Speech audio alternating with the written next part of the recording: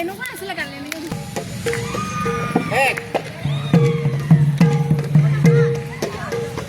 দুই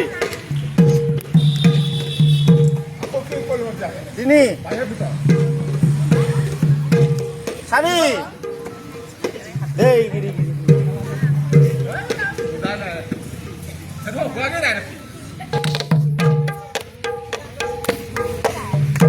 কোনেও বুজা নাই কথাটো আপুনি বাহিৰলৈ যাই এবাৰ দিয়ক তাৰপিছত এবাৰ ভিতৰলৈ দিয়ক তাৰমানে গোটেইখিনি এবাৰ এনেকুৱা হ'ব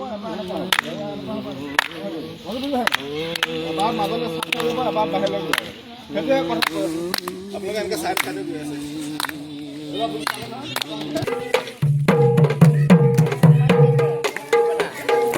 আৰু দুবাৰ